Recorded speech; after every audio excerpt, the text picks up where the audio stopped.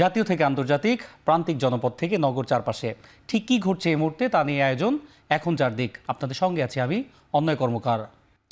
রাষ্ট্রীয় কাঠামোতে ভারসাম্য আনার মূল লক্ষ্যকে সামনে রেখে প্রধান উপদেষ্টার কাছে সংস্কার প্রস্তাবনা পেশ করেছে 4টি সংস্কার কমিশন। এর মধ্যে দ্বিকক্ষ বিশিষ্ট সংসদ এবং সার্চ কমিটিতে বিরোধী দলকে যুক্ত করা উল্লেখযোগ্য প্রস্তাবনা। এছাড়া পুলিশকে বিচার বিভাগের সঙ্গে যুক্ত করা সহ নানা প্রস্তাবনা তুলে ধরেছে সংস্কার কমিশনগুলো।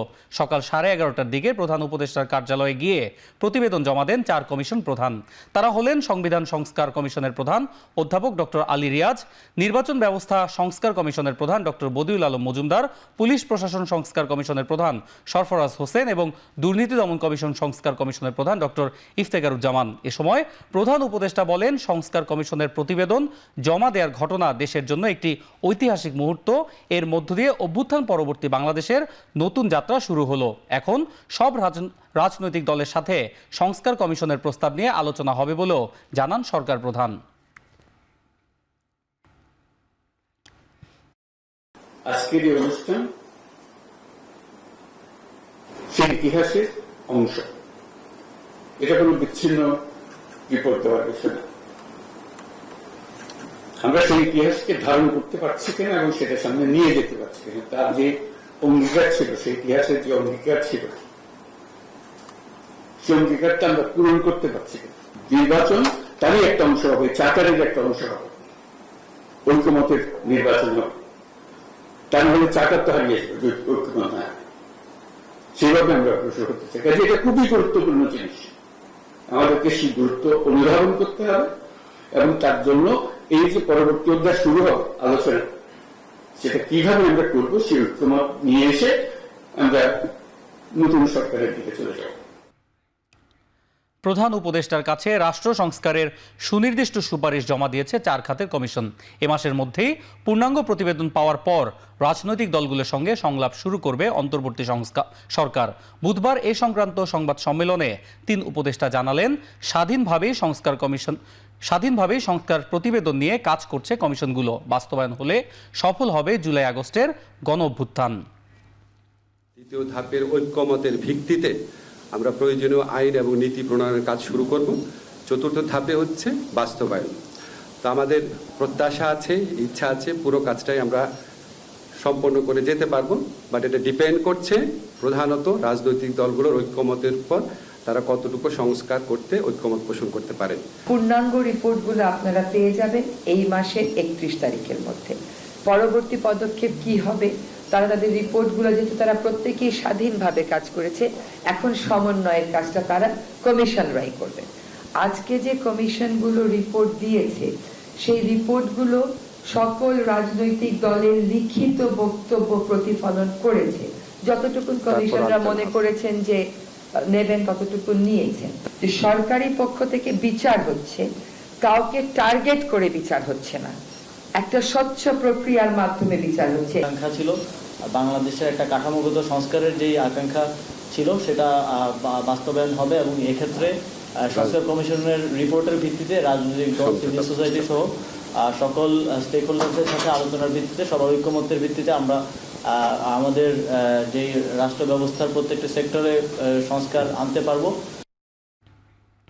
দুর্নীতি দমন কমিশন সংস্কারের জন্য 47টির প্রস্তাব দিয়েছে বলে জানিয়েছেন দুদক সংস্কার কমিশনের প্রধান ডক্টর ইফতেখারুজ্জামান, যার মধ্যে 4 বছর মেয়াদে একজন নারী সহ 5 সদস্যের দুর্নীতি দমন কমিশন গঠনেরও প্রস্তাব দেওয়া হয়েছে বলে জানান তিনি। এ সময় তিনি আরও বলেন, বৈধ উৎসহীন আয়কে বৈধতা দানের যে চর্চা স্থায়ীভাবে বন্ধ করার সুপারিশ করা হয়েছে। এছাড়া দেশে ও বিদেশে আর্থিক লেনদেনে স্বচ্ছতা নিশ্চিত করতে হবে। বিকেলে ধানমন্ডিতে দুদকের সংস্কার প্রস্তাবনা নিয়ে আয়োজিত সংবাদ সম্মেলনে এসব কথা বলেন ডক্টর ইফতেখারুজ্জামান। আমাদের মূলত পুরো রাষ্ট্র কাঠামো এবং সমাজকে সম্পৃক্ত করার জন্য আমরা কয়েকটি বিষয়ের উপর গুরুত্ব দিয়েছি। প্রথম হচ্ছে যে আমাদের যে সংবিধান আছে, সেই সংবিধানের ক্ষমতার অপব্যবহার, রাষ্ট্রীয় এবং অর্পিত ক্ষমতা, রাষ্ট্রীয় এবং আইনগতভাবে অর্পিত যে ক্ষমতা, সেটির জন্য অপব্যবহারকে, সেটির ব্যক্তিগত কারণে অপব্যবহারকে বা ব্যক্তিগত লক্ষ্যের উদ্দেশ্যে যদি অপব্যবহার কেউ করেন, সেটি যেন অবৈধ বা অগ্রহণযোগ্য বিবেচিত হয়, সেই লক্ষ্যে আমাদের সংবিধানের 20-2 অনুচ্ছেদের সংশোধন দরকার, এই পরামর্শটা আমি দিচ্ছি, এবং সেই ক্ষেত্রে কী ধরনের সংশোধন দরকার সেটা আমরা উল্লেখ করেছি আমাদের প্রতিবেদনে। সাবেক প্রধানমন্ত্রী শেখ হাসিনার মেয়ে সাইমা ওয়াজেদ পুতুল, ভাতিজি টিউলিপ সিদ্দিক, তার সরকারের সাবেক মুখ্য সচিব তোফাজ্জল হোসেন সহ মোট 7 জনের নামে ক্ষমতার অপব্যবহার, অবৈধ সম্পদ অর্জন সহ নানা অভিযোগে অনুসন্ধান শুরু করেছে দুর্নীতি দমন কমিশন দুদক। বিকেলে সেগুনবাগিচার দুদকের মহাপরিচালক আক্তার হোসেন এক ব্রিফিংয়ে জানান, বিশ্ব স্বাস্থ্য সংস্থার আঞ্চলিক পরিচালক হতে সাইমা ওয়াজেদ পুতুল তার মা শেখ হাসিনার ক্ষমতা অর্থনৈতিকভাবে ব্যবহার করেছেন কিনা তা অনুসন্ধান করা হবে। এছাড়া সরকারি জমি আত্মসাৎ, অবৈধ সম্পদ অর্জনের অভিযোগে টিউলিপ সিদ্দিক, আজমিনা সিদ্দিক, তারিক সিদ্দিক, তার স্ত্রী ও কন্যার বিরুদ্ধেও অনুসন্ধানের সিদ্ধান্ত নিয়েছে সংস্থাটি। এছাড়া অবৈধ সম্পদ অর্জনের অভিযোগে তদন্ত শুরু হয়েছে শেখ হাসিনা সরকারের সাবেক মুখ্য সচিব তোফাজ্জল হোসেনের বিরুদ্ধে। পাশাপাশি 452 কোটি টাকা পাচারের অভিযোগে আওয়ামী লীগ সরকারের সাবেক প্রতিমন্ত্রী জাহাঙ্গীর কবির নানক, সাবেক সংসদ সদস্য শামীম ওসমান সহ মোট 6 জনের নামে মামলা করেছে সংস্থাটি।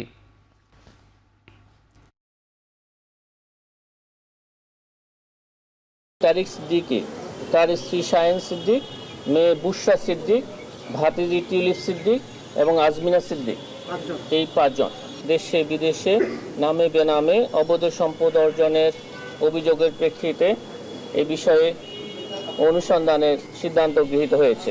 সাবেক প্রধানমন্ত্রী শেখ হাসিনা তার মেয়ে সাইমা ওয়াজেদ পুতুলকে দক্ষিণ পূর্ব এশিয়ার আঞ্চলিক পরিচালক হওয়ার যোগ্যতা না থাকা সত্ত্বেও WHO এর আঞ্চলিক পরিচালক বানাতে তার ক্ষমতার অনৈতিকভাবে ব্যবহার করেছিলেন মর্মে অভিযোগ রয়েছে। টিউলিপ সিদ্দিকের পদত্যাগপত্র গ্রহণ করে তাকে একটি চিঠি লিখেছেন ব্রিটিশ প্রধানমন্ত্রী কিয়ার স্টারমার। চিঠিতে তিনি বলেছেন, টিউলিপের জন্য ব্রিটিশ সরকারের দরজা খোলা আছে। 10 নম্বর ডাউনিং স্ট্রিট থেকে পাঠানো চিঠিতে স্টারমার ইকোনমিক সেক্রেটারি হিসেবে দায়িত্ব পালনের জন্য টিউলিপকে ধন্যবাদ জানান। ব্রিটেনকে বদলে দেওয়ার যে লক্ষ্য নিয়ে সরকার কাজ করছে সেখান থেকে যেন মনোযোগ ব্যাহত না হয় তা নিশ্চিতে টিউলিপ পদত্যাগ করেছেন বলেও জানান তিনি। বলেন, স্বপ্রণোদিত হয়ে নিজের বিরুদ্ধে তদন্তের আহ্বান জানিয়ে তদন্তকারী স্যার লরি ম্যাগনাসকে সহযোগিতা করেছেন টিউলিপ। এদিকে যুক্তরাজ্যের ছায়া মন্ত্রিসভার স্বরাষ্ট্রমন্ত্রী ক্রিস ফিলিপ বলেছেন, টিউলিপের বিরুদ্ধে পদক্ষেপ নিতে স্টারমার অনেক বেশি দেরি করে ফেলেছেন। তার সম্পত্তির ইস্যুতে অনেক তথ্য এখনও অজানা, এ বিষয়ে আরও তদন্ত প্রয়োজন। এদিকে ইকোনমিক সেক্রেটারি হিসেবে তার স্থলাভিষিক্ত হয়েছেন ব্রিটিশ আইন প্রণেতা এমা রেনল্ডস।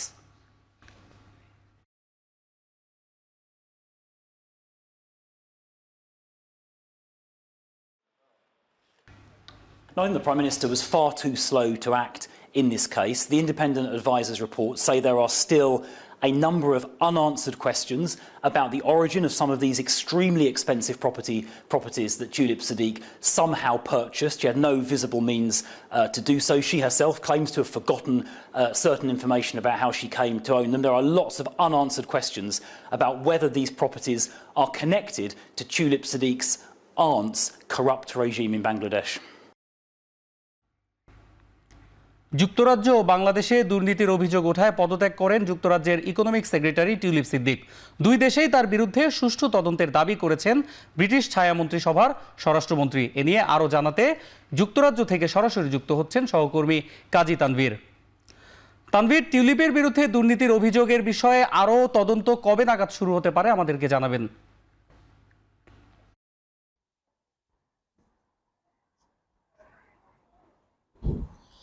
অন্যয় ধন্যবাদ।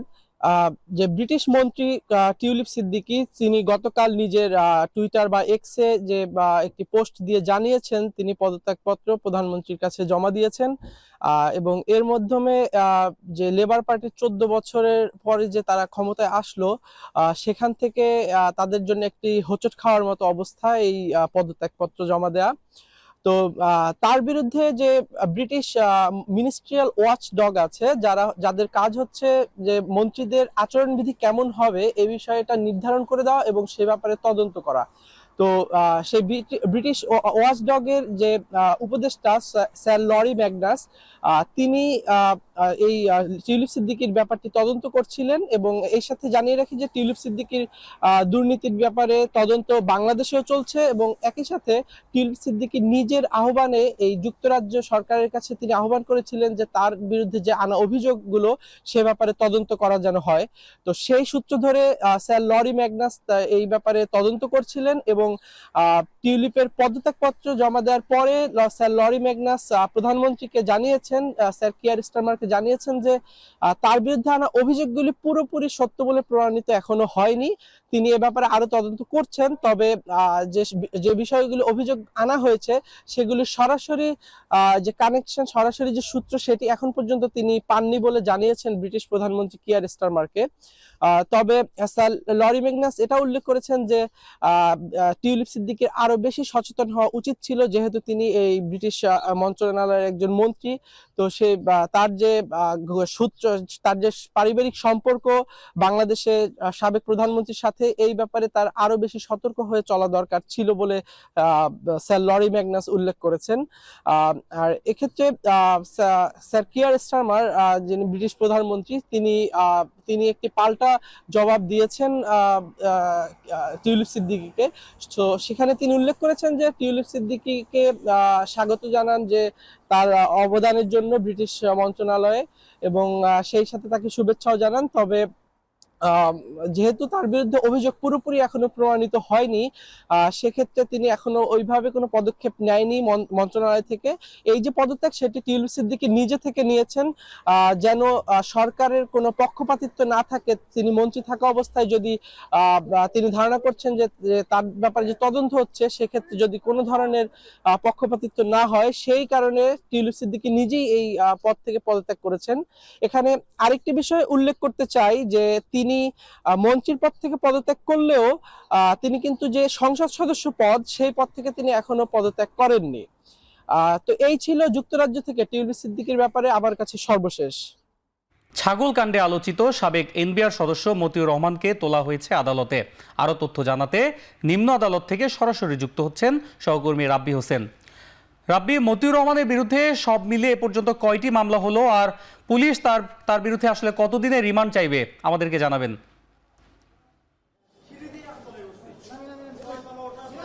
নয়, এনবিআর এর সাবেক কর্মকর্তা মতিউর রহমানকে এখনই আদালতে তোলা হয়েছে, কিছুক্ষণের মধ্যেই তার শুনানি শুরু হবে। তবে রিমান্ড চেয়েছে কিনা এখন পর্যন্ত কাগজ বা ফরওয়ার্ডিংটি কোর্টের কাছে পাঠায়নি, তো আরো কয়েক মিনিট সময়ের মধ্যে আসলে সেটি পাওয়া যাবে। তবে তার বিরুদ্ধে দুদকের মামলাও রয়েছে। পাশাপাশি আজকে যে মামলায় তাকে আসলে আজকে আদালতে তোলা হয়েছে, সেটা হলো ভাটারা থানার একটি অস্ত্র আইনের মামলা। যেহেতু তাকে গতকালকে গ্রেপ্তার করেছে ডিবি পুলিশ, গ্রেপ্তার করা অবস্থায় তার কাছ থেকে অস্ত্র উদ্ধার করেছে পুলিশ, যার কারণে তাকে অস্ত্র আইনের মামলাটি তাকে দেওয়া হয়েছে। এছাড়া দুদকের যে তার অনিয়মের বা দুর্নীতির যে মামলা, সেটি আমরা যতটুকু জানতে পেরেছি পরবর্তীতে হয়তো দুদক সেই মামলা আবার নতুন করে তাকে গ্রেপ্তার দেখাতে পারে। এছাড়া তার স্ত্রী লাইলা কানিজকে কিছুক্ষণ আগেই মহানগর দায়রা জজ আদালতে তোলা হয়েছে। তার বিরুদ্ধে, তার স্ত্রীর বিরুদ্ধে 7 দিনের রিমান্ড চেয়েছিল পুলিশ দুদকের পক্ষ থেকে, যদিও তার রিমান্ড শুনানিটি আজকে হয়নি, তার জন্য পরবর্তীতে আরেকটি দিন ধার্য করেছেন, রবিবারে তার রিমান্ড শুনানি হবে।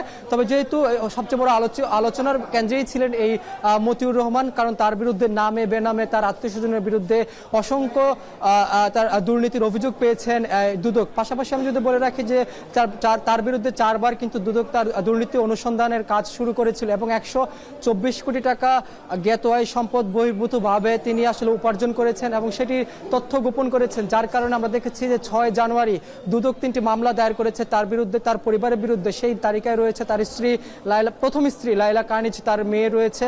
এছাড়া দুদকের কাছে তার শ্যালক শেলিকার এবং তার আত্মীয়স্বজনের অনেকের কিন্তু দুর্নীতির তথ্য রয়েছে বলে দুদক ওই সময় আসলে জানিয়েছিল। তবে যেহেতু এখন আমরা দেখছি যে তার কোর্টের যে কার্যক্রমটি, তাকে আজকে অস্ত্র আইনের মামলায় ধরা হয়েছে। আমরা এখানে রাষ্ট্রপক্ষের আইনজীবীর সঙ্গে কথা বলেছি, তিনি বলছেন শুধু এই মামলা নিয়েই তাকে আজকে তার শুনানিটি কাজ করবে, এবং পরবর্তীতে দুদক আসলে যে তার যেই মামলাটি রয়েছে, দুদকের মামলা রয়েছে, সেই মামলায় তার শুনানির জন্য পরবর্তীতে অন্য কখনো হয়তো তাকে আবারও আদালতে আনতে পারে বলে জানিয়েছেন দুদকের পক্ষ থেকে। এই ছিল আমার কাছে সবশেষ খবর। ছাগল কাণ্ডে আলোচিত সাবেক এনবিআর সদস্য মতিউর রহমানের গ্রেফতারের বিষয়ে নিম্ন আদালত থেকে বিস্তারিত জানাচ্ছিলেন সহকর্মী রাব্বি হোসেন। জিয়া অরফানেজ দুর্নীতি মামলার আপিলে খালাস পেলেন বিএনপি চেয়ারপারসন ও সাবেক প্রধানমন্ত্রী বেগম খালেদা জিয়া। তারেক রহমান সহ যারা আপিল করতে পারেনি তাদেরও খালাস দিয়েছেন আদালত। সকালে 17 বছর আগের এই মামলার রায় দেন প্রধান বিচারপতি সহ আপিল বিভাগের 5 বিচারপতির বেঞ্চ। সর্বসম্মতিক্রমে এ রায় দেন বেঞ্চের সকল বিচারপতি। রায়ের পর্যবেক্ষণে বলা হয়, এই মামলায় নিম্ন ও উচ্চ আদালতে বিদ্বেষমূলক বিচার হয়েছে। পর্যবেক্ষণে আদালত আরও বলেন, এ রায়ের মাধ্যমে আসামিরা তাদের ক্ষুণ্ণ হওয়া সম্মান ফিরে পাবেন। রায় শেষে বেগম জিয়ার আইনজীবীরা বলেন, 5 আগস্টের গণ অভ্যুত্থানের পর বিচার বিভাগ স্বাধীনভাবে কাজ করায় সাজানো মামলায় নির্দোষ প্রমাণিত হয়েছেন বেগম খালেদা জিয়া। ব্যক্তিগত জিঘাংসা এবং প্রতিহিংসা এবং রাজনৈতিকভাবে বেগম খালেদা জিয়া এবং তার পরিবারকে খাটো করার জন্য, নিশ্চিহ্ন করার জন্য রাজনৈতিক চিন্তা চেতনায় এই মামলাটা দায়ের করা হয়েছিল। আজকে মনে হচ্ছে যে বিচার বিভাগ স্বাধীনভাবে তাদের দায়িত্ব পালন করেছে। যেই মামলায় যারা আপিল করতে পারেন নাই, জনাব তারেক রহমান সহ সকলকেই তিনি খালাস দিয়েছেন এই আদালত। নাটোরে একটি হত্যাকাণ্ডের পর প্রতিপক্ষের বাড়িঘরে ভাঙচুর, অগ্নিসংযোগ ও লুটপাটের ঘটনায় দায়ের করা মামলায় 7 বছরের সাজা থেকে বেকসুর খালাস পেয়েছেন বিএনপির কেন্দ্রীয় নেতা ও সাবেক উপমন্ত্রী রুহুল কুদ্দুস তালুকদার দুলু। একই সঙ্গে মামলা থেকে অব্যাহতি পেয়েছেন বিএনপির আরও 67 নেতাকর্মী।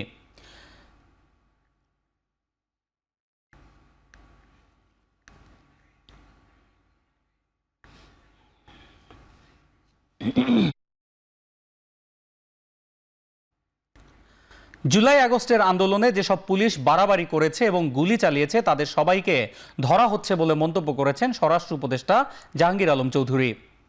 সকালে খিলগাঁওয়ে আনসার ও গ্রাম প্রতিরক্ষা বাহিনীর সদর দফতর পরিদর্শন শেষে এসব কথা বলেন তিনি। এ সময় তিনি আরো বলেন, আন্দোলনের ফুটেজ দেখে অনেক পুলিশ সদস্যকে গ্রেফতার করা হয়েছে, কাউকেই ছাড় দেওয়া হবে না।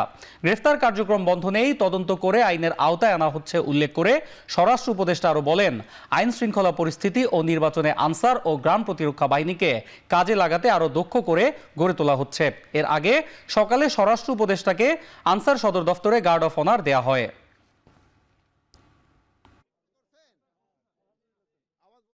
যাদের ধরেন ওই ফুটেজ আছে আছে তাদের কিন্তু ধরার চেষ্টা করা হচ্ছে, ডেইলি কিন্তু তাদের 2-1 করে ধরা পড়তেছে। সবারই কিন্তু আইনের আওতায় আনা হবে।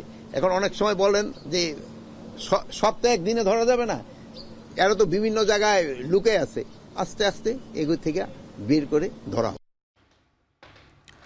জুলাই অভ্যুত্থানে হামলা ও গুলির ঘটনায় সাবেক রাষ্ট্রপতি আব্দুল হামিদ সহ 124 জনের বিরুদ্ধে মামলা হয়েছে কিশোরগঞ্জ সদর থানায়। মামলায় সাবেক প্রধানমন্ত্রী শেখ হাসিনা, শেখ রেহানা, সজীব ওয়াজেদ জয় ও সাইমা ওয়াজেদ পুতুলকেও আসামি করা হয়েছে। সকালে কিশোরগঞ্জ সদর মডেল থানার ভারপ্রাপ্ত কর্মকর্তা আব্দুল্লাল মামুন মামলার বিষয়টি নিশ্চিত করে জানান, তমুল ইসলাম নামে এক ব্যক্তি মামলাটি দায়ের করেছেন। মামলায় সাবেক প্রধানমন্ত্রী শেখ হাসিনা, শেখ রেহানা ও সাবেক রাষ্ট্রপতি আব্দুল হামিদকে যথাক্রমে 1, 2 এবং 3 নম্বর আসামি করা হয়েছে বলেও জানান তিনি। ছাত্র জনতার আন্দোলন দমনের অভিযোগে এরই মধ্যে কিশোরগঞ্জে প্রায় 50টি মামলা হয়েছে। তবে এটি প্রথম কোনো মামলা যেখানে সাবেক রাষ্ট্রপতিকে আসামি করা হয়েছে।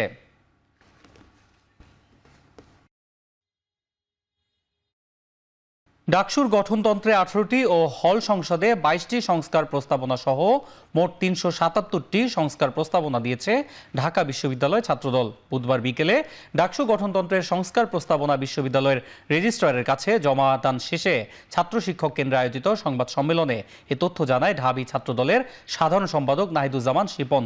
তিনি বলেন, ডাকসুর বিদ্যমান গঠনতন্ত্র রেখে ছাত্রদের রাজনৈতিক আকাঙ্ক্ষা বাস্তবায়ন সম্ভব নয়। তাই 24 পরবর্তী ডাকসু নির্বাচনে ছাত্রদের আকাঙ্ক্ষা বাস্তবায়নে ভোটার তালিকা, কার্যাবলী, উপদেষ্টা পরিষদ, নির্বাহী পরিষদ, নির্বাচন ব্যবস্থা সংস্কার, নারী সহ সভাপতি ও সহ সাধারণ সম্পাদক পদ সৃষ্টি সহ 5টি নতুন সম্পাদক প্রস্তাবনা সহ সুষ্ঠু ও নিরপেক্ষ ডাকসু নির্বাচনের লক্ষ্যে আমূল সংস্কার প্রস্তাবনা দেয় সংগঠনটি। ছাত্রদল মনে করে যে ভোটার ও প্রার্থী হওয়ার ক্ষেত্রে সময়সীমা সুনির্দিষ্টভাবে 30 বছর না করে ঢাকা বিশ্ববিদ্যালয়ের সকল নিয়মিত শিক্ষার্থীদের ভোটার ও প্রার্থী হওয়ার বিষয়ে প্রস্তাব করছে বাংলাদেশ জাতীয়তাবাদী ছাত্রদল। 2019 সালের সংশোধনীতে যে 30 বছরের বয়স সীমা বেঁধে দিয়ে বিশ্ববিদ্যালয়ের একাডেমিক স্বাধীনতায় হস্তক্ষেপ করা হয়েছিল, তাই বাংলাদেশ জাতীয়তাবাদী ছাত্রদল চায় ছাত্র সংসদ এবং বিশ্ববিদ্যালয়ের একাডেমিক স্বাধীনতার মধ্যে ভারসাম্যটি ফিরিয়ে আনতে শিক্ষার্থীদের মতামতের ভিত্তিতে বিশ্ববিদ্যালয়ের প্রশাসন যৌক্তিকভাবে নিয়মিত ছাত্রের বিস্তারিত সংজ্ঞা নির্ধারণ করবে। বুয়েটে শিক্ষার্থী নির্যাতনের তদন্তের জন্য গঠিত কমিশনের অকার্যকারিতা অভিযুক্তদের বিরুদ্ধে মামলা দায়ের করতে বুয়েট প্রশাসনের অসহযোগিতা এবং বিসিএসে নির্যাতকদের নিয়োগের প্রতিবাদে এক সংবাদ সম্মেলন করেছে বুয়েটের শিক্ষার্থীরা। এ সময় বুয়েটের নির্যাতন তদন্তে গঠিত কমিশনকে পুনর্গঠন করে স্বচ্ছ, নিরপেক্ষ এবং দ্রুত তদন্ত করার দাবি সহ আরও বেশ কয়েকটি দাবি তুলে ধরেন তারা। বুধবার বিকেলে বুয়েট শহীদ মিনারে অনুষ্ঠিত সংবাদ সম্মেলনে এ দাবি তুলে ধরেন তারা। এছাড়াও যে সকল সাধারণ শিক্ষার্থী 43তম বিসিএস থেকে বাদ পড়েছে তাদেরকে দেশের সেবা করার সুযোগ করে দেয়া এবং ফ্যাসিবাদী সরকারের সময়ে নির্যাতনে জড়িত সকলকে সরকারি চাকরি থেকে স্থায়ীভাবে অযোগ্য ঘোষণার দাবিও তোলেন তারা।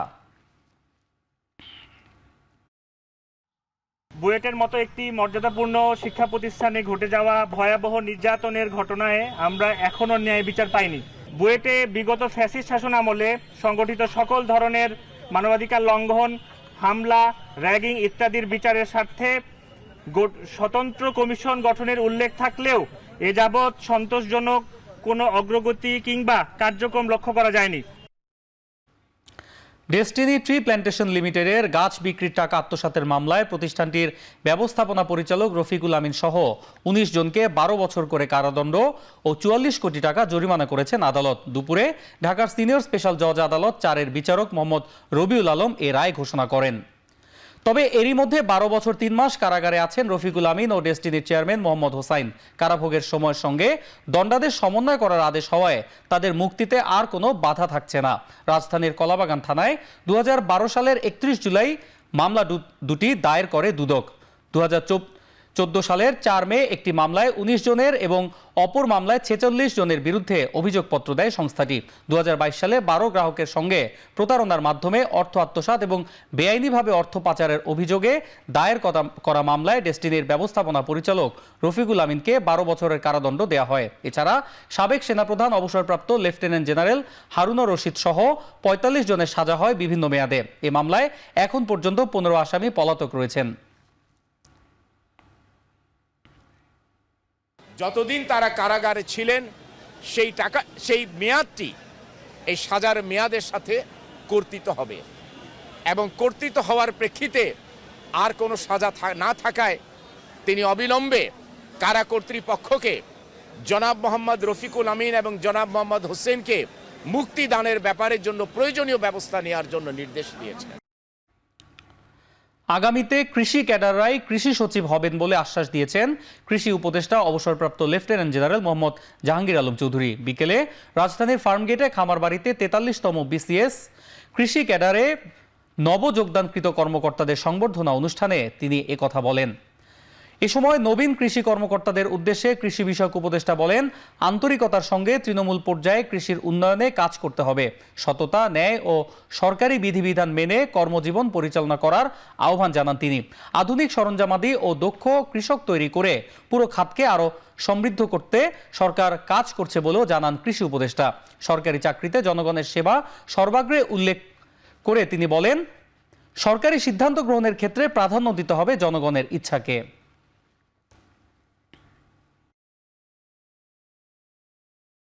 আপনাদের প্রতিটি সিদ্ধান্ত দেশের প্রতিটি মানুষের উপর প্রভাব ফেলবে, তাই আপনাদের কাজের প্রতি পদক্ষেপ সততা, নৈতিকতা এবং সেবার মনোভাব বজায় রাখতে হবে। সচিব হতে চান আপনারও কিন্তু স্কোপ রয়ে গেছে, আর আপনারা যে সময় আসবেন সেই সময় আপনাকে থেকে আপনাকে সচিব হবে।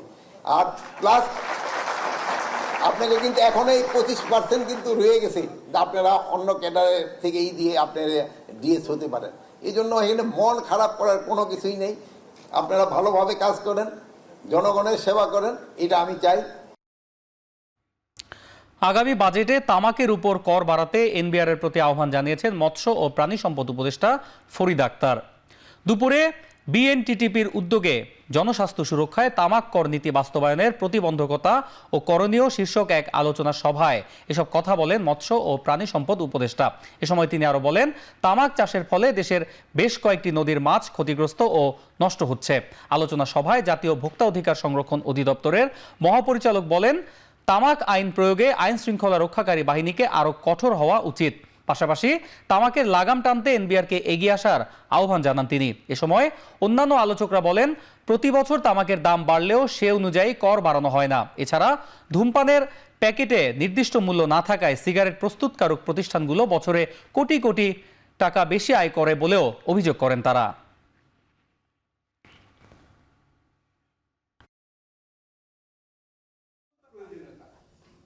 যে আইন প্রয়োগের ক্ষেত্রে আমাদের যে শৈথিল্য বা আমাদের যে লুজনেস আছে, it is also one of the instance. আমি বলবো যে অন্যান্য ক্ষেত্রে তো বটেই, যেখানে মানুষের একেবারেই তার নিজের সমস্যা, অস্তিত্বের সমস্যা, স্বাস্থ্য সমস্যা, আমার পরবর্তী প্রজন্মের সমস্যা, সে বিষয়ে আরও বেশি পরিমাণে আইনের শাসনের প্রতি নজর দেওয়া উচিত বলে আমি একমত। যে সরকারের বিশেষ করে যদি অর্থ মন্ত্রণালয়কে এটা দেওয়া যেত এবং কোনোভাবে যদি ডক্টর ইউনুসকে এটা দেওয়া যেত আগামী বাজেটের আগে, তাহলে আমার মনে হয় যে স্যারও খুব ভালো করে বুঝতেন। কারণ স্যারের আমি আপনাদেরকে এটুকু বলতে পারি যে তিনি অত্যন্ত এ ব্যাপারে সংবেদনশীল, উনি করতে চান, কিন্তু যেখানে আমাদেরকে এনবিআর সবসময় একটা ঠেকিয়ে দেওয়ার চেষ্টা করে যে না না না রেভিনিউ কমে যাবে, আমরা অনেক রেভিনিউর উপর নির্ভরশীল। পুলিশকে রাজনৈতিক প্রভাব মুক্ত করে একটি নিরপেক্ষ সংস্থা হিসেবে গড়ে তুলতে কাজ করছে অন্তর্বর্তী সরকার। সকালে রাজশাহীর সারদা পুলিশ একাডেমির প্যারেড মাঠে 40তম সাব ইন্সপেক্টর ব্যাচের সমাপনী কুচকাওয়াজে কথা বলেন পুলিশ মহাপরিদর্শক বাহারুল আলম। সকাল 9:30টায় কুচকাওয়াজ পরিদর্শন করেন আইজিপি। এ সময় নবীন সাব ইন্সপেক্টরদের অভিবাদন গ্রহণ করেন। 2023 সালে ব্যাচটি বুনিয়াদী প্রশিক্ষণের জন্য একাডেমিতে যোগ দেয় মোট 821 জন এসআই। পরে মাঠে ও ক্লাসে বিশৃঙ্খলার অভিযোগে কয়েক ধাপে বাদ পড়েন 341 জন। ব্যাচটির অবশিষ্ট থাকা 480 জন সাব ইন্সপেক্টর 8টি কন্টিনজেন্টে ভাগ হয়ে কুচকাওয়াজে অংশ নেয়। এতে বেস্ট একাডেমিক হন ক্যাডেট বদিউজ্জামান, ইনফিল্ডে বেস্ট হন নজরুল ইসলাম ও সর্ববিষয়ে শ্রেষ্ঠত্ব অর্জন করেন ক্যাডেট আরিফুল ইসলাম। শ্রেষ্ঠত্বের পুরস্কার তুলে দেন আইজিপি। প্রবাসীরা ঘাম ঝরা শ্রমের বিনিময়ে আমাদের জন্য দ্বিতীয় সর্বোচ্চ পরিমাণ বৈদেশিক মুদ্রা আয় করে থাকেন। তাই তাদের পরিবার ও সম্পদের সুরক্ষার দায়িত্ব আমাদের সকলের। পুলিশ সংস্কার কমিশন কাজ করছে পুলিশকে রাজনৈতিক প্রভাব মুক্ত করে একটি দল নিরপেক্ষ সংস্থায় রূপান্তরে সরকারের এই মহতী উদ্যোগের সাথে আমরা সবাই একাত্ম। বাংলাদেশে তাবলিগ জামাতের সবার জোর ইজতেমা ও অন্যান্য কার্যক্রম পরিচালনা নিশ্চিতে সরকারের কাছে দাবি জানিয়েছে সচেতন ছাত্র সমাজ। একই সাথে কাকরাইল মসজিদ, টঙ্গী ময়দান সহ দেশের প্রতিটি মসজিদে সব অনুসারীদের জন্য সমানভাবে ব্যবহারের নিশ্চয়তা চেয়েছে সংগঠনটি। বেলা 12টায় প্রেস ক্লাবে এক সংবাদ সম্মেলনে এসব দাবি তুলে ধরেন সচেতন ছাত্র সমাজের সদস্যরা। এ সময় 2018 ও 2024 সালে সাদ ও জোবায়েরপন্থীদের মধ্যে ঘটে যাওয়া সংঘর্ষে হত্যাকাণ্ডের নিরপেক্ষ তদন্ত করে দৃষ্টান্তমূলক শাস্তিরও দাবি জানান তারা। এসব দাবি আগামী 20 জানুয়ারির মধ্যে দৃশ্যমান কোনো পদক্ষেপ না নেওয়া হলে প্রধান উপদেষ্টার বাসভবনের সামনে অবস্থান নেওয়ার হুঁশিয়ারি দেন সচেতন ছাত্র সমাজ। সংবাদ সম্মেলনে তারা আরও অভিযোগ করে বলেন, শুরাই নিজামের প্রধান মুরব্বীরা ভারত, পাকিস্তান থেকে নির্বিঘ্নে বাংলাদেশে আসতে পারলেও মাওলানা সাদ বারবার বাধার সম্মুখীন হয়েছেন। শুধু তাই নয়, টঙ্গী ময়দান ও কাকরাইল মসজিদ ব্যবহারেও সাদ অনুসারীরা বৈষম্যের শিকার হচ্ছে বলেও অভিযোগ তোলেন সচেতন ছাত্র সমাজ। আমরা চাই এই বৈষম্য বিরোধী সরকার তাবলিগ জামাতের বিবদমান উভয় পক্ষের মধ্যে ইনসাফ ও ন্যায় ভিত্তিক স্থায়ী সমাধানের উদ্যোগী হবে। খুবই শ্রদ্ধেয়ভাবে স্যারকে জানাচ্ছি যে আপনি এই 3টা পদক্ষেপ উভয় পক্ষের মুরব্বীরা বাংলাদেশে আসার আগ পর্যন্ত এই 3টা পদক্ষেপ আপনি 20 তারিখের মধ্যে করবেন। নবম ও দশম শ্রেণীর পাঠ্য বই থেকে আদিবাসী শব্দযুক্ত গ্রাফিতি বাদ দেওয়ার প্রতিবাদে ঢাকা বিশ্ববিদ্যালয়ে শিক্ষার্থীদের আয়োজিত কর্মসূচিতে হামলার অভিযোগ উঠেছে। বুধবার এনসিটিভি ভবনের সামনে এই ঘটনা ঘটে। আহতদের তাৎক্ষণিকভাবে ঢাকা মেডিকেল কলেজের ইমার্জেন্সি বিভাগে নিয়ে আসা হয়, পরে গুরুতর আহতদের জন্য অন্য হাসপাতালে নিয়ে যাওয়া হয়। আহত হয়েছেন বৈষম্য বিরোধী ছাত্র আন্দোলনের নির্বাহী কমিটির সদস্য ও সংক্ষুব্ধ আদিবাসী ছাত্র জনতা রূপাইয়া শ্রেষ্ঠা সহ আরও 7 জন। তারা অভিযোগ করেন পরিকল্পিতভাবে তাদের উপর এই হামলা করা হয়েছে।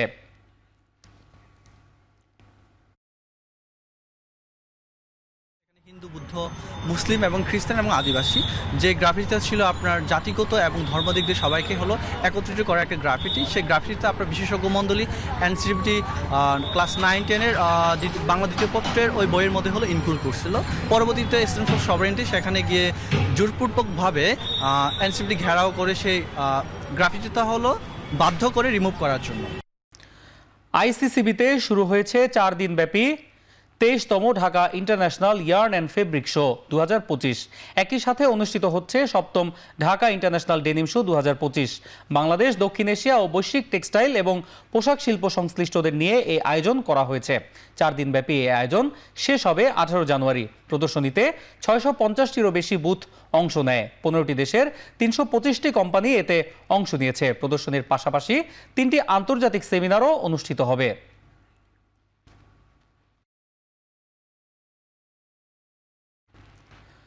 গেল 15-16 বছর যেসব প্রতিষ্ঠান সেবা না দিয়ে ফায়দা লুটেছে তাদের বিরুদ্ধে ব্যবস্থা নেওয়া হচ্ছে বলে জানিয়েছেন BTRC chairman major general Emdadul Bari. সকালে চট্টগ্রামের জিসি কনভেনশন সেন্টারে আইটি মেলা উদ্বোধন অনুষ্ঠানে এই হুঁশিয়ারি দেন তিনি। সকালে মেলার উদ্বোধন করেন বিটিআরসির চেয়ারম্যান। 3 দিন ব্যাপী মেলায় অংশ নেয় গাড়ি বাজারজাতকারী প্রতিষ্ঠান র্যাঙ্কস মোটর সহ দেশি বিদেশি শতাধিক প্রতিষ্ঠান। এছাড়া মেলা উপলক্ষে রোবোটিক্স প্রতিযোগিতা ও স্কুল পর্যায়ে সায়েন্স ফেয়ারে অংশ নেয় অর্ধশত শিক্ষা প্রতিষ্ঠানের শিক্ষার্থীরা। মেজর জেনারেল এমদাদুল বারী বলেন, ইন্টারনেট সেবা খাতে বড় ধরনের সংস্কার করছে সরকার। ব্যবসা না করে জনগণকে সেবা দেওয়ার জন্য কাজ করার পরামর্শ দেন তিনি। এই ইন্ডাস্ট্রির যে পটেনশিয়াল ছিল, এই পটেনশিয়ালটা আনলিশ হয় নাই বহু বছর। আমরা মানুষকে ক্রেডিট সিস্টেম, জমা সিস্টেম এগুলি দিতে পারি নাই, এখন আস্তে আস্তে শুরু হচ্ছে। This a bright example. যারা সত্যি সত্যি ভ্যালু ক্রিয়েট করছেন না, ভ্যালু ক্রিয়েট না করে পয়সা নিচ্ছেন, আমরা সেই লেয়ারগুলো কমাতে চাই। সেইটা কমিয়ে সো দ্যাট মিনিমাম কস্টে যেন ম্যাক্সিমাম সার্ভিসটা সাবস্ক্রাইবার পান। এখনও দাবানলে জ্বলছে ক্যালিফোর্নিয়ার লস অ্যাঞ্জেলেস। 24 ঘন্টায় বাতাসের গতিবেগ বাড়বে বলে পূর্বাভাস দেওয়া হয়েছে, যে কারণে আরও নিয়ন্ত্রণের বাইরে চলে যেতে পারে এই দাবানল। এখন পর্যন্ত ইটন আর প্যালিসেডস ক্যালিফোর্নিয়ার ইতিহাসের দ্বিতীয় আর চতুর্থ ভয়াবহ দাবানল। দাবানলে পুড়ে ছাই হয়ে গেছে 60 স্কয়ার মাইল এলাকা, যা প্যারিসের চেয়েও বড়।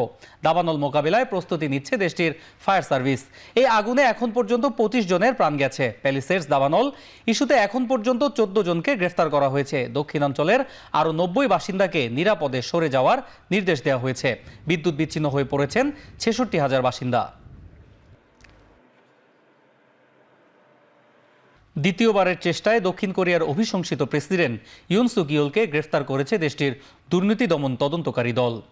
ইয়োলের বাসভবন থেকে গ্রেফতার করে নিয়ে যাওয়া হয় তাকে। গেল বছরের ডিসেম্বরে হঠাৎ করে মধ্যরাতে দেশে সামরিক আইন জারির কারণে গেল 6 সপ্তাহ ধরেই তার বিরুদ্ধে তদন্ত চলছিল।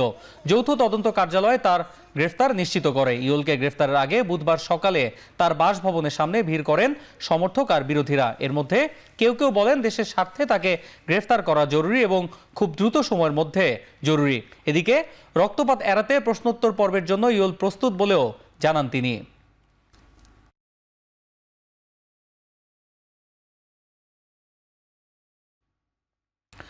নবনির্বাচিত মার্কিন প্রেসিডেন্ট ডোনাল্ড ট্রাম্পকে কখনোই হত্যার পরিকল্পনা করেনি ইরান। মার্কিন গণমাধ্যম এনবিসি নিউজকে দেয়া এক সাক্ষাৎকারে কথা বলেন তিনি। বলেন, ইরানের প্রেসিডেন্ট মাসুদ পেজেশকিয়ান গত বছরের নভেম্বরে ট্রাম্পকে হত্যা চেষ্টার ঘটনায় মার্কিন বিচার বিভাগ এক ইরানি নাগরিকের বিরুদ্ধে অভিযোগ আনে। অভিযোগে বলা হয়, ইরানের রেভলিউশনারি গার্ড কোরের নির্দেশে ট্রাম্পকে হত্যার চেষ্টা চালানো হয়েছিল। একই অভিযোগ এনেছিলেন ট্রাম্প নিজেও। তবে ইরানের দাবি, এ ধরনের কোনো পরিকল্পনার সঙ্গে তেহরানের সংশ্লিষ্টতা নেই। এ সময় ইরানের পারমাণবিক কর্মসূচি শান্তিপূর্ণ বলেও মন্তব্য করেন পেজেশকিয়ান। এছাড়া মধ্যপ্রাচ্যকে যুদ্ধের ঝুঁকির মধ্যে ফেলার বিষয়ে ট্রাম্পকে সতর্ক করেছেন তিনি। هسته‌ای هست. Thank you very much. হাতের দুটি ইনজুরিতে ভুগছেন সৌম্য সরকার, যার একটি সেরে উঠলেও পুরোপুরি সেরে ওঠেনি আরেকটি ইনজুরি। তবে বিসিবির প্রধান চিকিৎসক ডাক্তার দেবাশিস চৌধুরী মনে করেন 1 সপ্তাহের মধ্যেই ইনজুরি মুক্ত হবেন এই ওপেনার, খেলতে পারবেন চলমান বিপিএলেও। সৌম্য সরকার দুটো ইনজুরিতে ভুগছে একই আঙ্গুলে, একটা হচ্ছে কাট ইনজুরি আর একটা হচ্ছে ডিসলোকেশন। তো ওর কাট ইনজুরিটা সেরে গেছে, ওর স্টিচ খুলে দেওয়া হয়েছে, ওর প্রায় 4 সপ্তাহ অতিক্রম করেছে। এখন ডিসলোকেশনটার জন্য আরেকটু সময় লাগবে। আমরা ইতিমধ্যে ওকে অ্যালাউ করেছি অল্প মাত্রায় এবং প্রোগ্রেসিভভাবে ব্যাটিং এবং ফিল্ডিং শুরু করার জন্য। ও বিপিএল দলের সঙ্গে যোগ দেবে এবং বিপিএল দলের ফিজিওর তত্ত্বাবধানে ক্লোজ অবজারভেশনে থেকে ও আস্তে আস্তে প্রোগ্রেসিভলি ওর ইন্টেন্সিটি বাড়াতে থাকবে এবং আশা করছি 1 সপ্তাহের মধ্যে ওর পূর্ণ ছন্দ ফিরে পাবে। শুরু হয়েছে এশিয়ান স্নুকার চ্যাম্পিয়নশিপের বাছাই পর্ব। Bangladesh billiards and snooker federation কর্তৃক আয়োজিত এই আসর চলবে আগামী 20 জানুয়ারি পর্যন্ত। চলতি বছর কাতারে অনুষ্ঠিত হবে এশিয়ান স্নুকার চ্যাম্পিয়নশিপ। গত বছর কোনো ন্যাশনাল টুর্নামেন্ট না হলেও বাংলাদেশ ক্রীড়া পরিষদের নির্দেশনায় নতুন করে প্রাণ ফিরেছে স্নুকার ফেডারেশনে। আসন্ন কাতার টুর্নামেন্টকে সামনে রেখে বনানী ক্লাবে উদ্বোধনী খেলার মধ্য দিয়ে শুরু হয়েছে বাছাই পর্ব। 32 জন স্নুকার খেলোয়াড় 6 দিনব্যাপী এই বাছাই পর্বে অংশ নিচ্ছেন। এর মধ্যে সেরা 2 জন খেলোয়াড় কাতারে এশিয়ান চ্যাম্পিয়নশিপে অংশ নিতে পারবেন। উদ্বোধনী খেলার দিনে ক্লাব প্রেসিডেন্ট সহ ফেডারেশন সংশ্লিষ্ট কর্মকর্তারা উপস্থিত ছিলেন।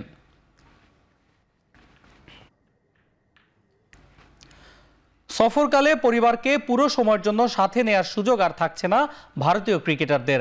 সেই সঙ্গে প্র্যাকটিস এবং ম্যাচ চলাকালে ভ্রমণের সুযোগেও আসছে কড়াকড়ি। 2018 সালে খেলোয়াড়দের মানসিক স্থিতির জন্য পরিবারকে কাছে রাখার অনুরোধ জানিয়েছিলেন তৎকালীন অধিনায়ক বিরাট কোহলি। সেটা তাদের পারফরমেন্সে কিছুটা সুফলও দিয়েছিল। এবার খেলোয়াড়দের সেই সুবিধা কাটছাট করতে যাচ্ছে ভারতীয় ক্রিকেট বোর্ড। নতুন নিয়মে 45 দিন বা এর বেশি সময়ের সফরে স্ত্রী ও সন্তানদের 14 দিন কাছে রাখতে পারবেন তারা। তবে সফর শুরুর প্রথম 2 সপ্তাহে এই সুযোগ মিলবে না। এর চেয়ে কম সময়ের সফরে 1 সপ্তাহের জন্য পরিবারকে পাশে পাবেন ক্রিকেটাররা। বর্তমান নিয়মে বিসিসিআই খেলোয়াড়দের পরিবারের আবাসন ব্যবস্থায় যুক্ত থাকে, তবে ভ্রমণের খরচ বহন করতে হয় খেলোয়াড়কেই। কয়েক বছর ধরেই প্র্যাকটিসে আসার ক্ষেত্রে খেলোয়াড়রা ছিলেন স্বাধীন। এবার এর সঙ্গে যুক্ত হচ্ছে টিম বাসে চলাচলের বাধ্যবাধকতা।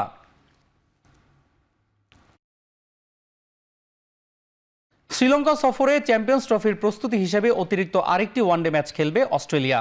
আগামী ফেব্রুয়ারি মাসের 12 ও 14 তারিখে আর প্রেমাদাসা স্টেডিয়ামে অনুষ্ঠিত হবে 2টি ওয়ানডে। এর আগে টেস্ট সিরিজের পর সফরে একটি মাত্র ওয়ানডে খেলার কথা থাকলেও ম্যাচ সংখ্যা বেড়েছে 1টি। সফরে দ্বিতীয় টেস্ট খেলার 2 দিন পরই ওয়ানডে খেলতে মাঠে নামবে টিম অস্ট্রেলিয়া। চ্যাম্পিয়ন্স ট্রফির প্রস্তুতি হিসেবে অতিরিক্ত আরেকটি ওয়ানডে ম্যাচ খেলবে তারা। শ্রীলঙ্কার বিপক্ষে টেস্ট সিরিজে প্যাট কামিন্স, জস হ্যাজলউডস অস্ট্রেলিয়ার চ্যাম্পিয়ন্স ট্রফিতে ডাক পাওয়া 9 সদস্যই অবশ্য খেলছে না। 22 ফেব্রুয়ারি ইংল্যান্ডের বিপক্ষে ম্যাচ দিয়ে চ্যাম্পিয়ন্স ট্রফির যাত্রা শুরু করবে অজিরা।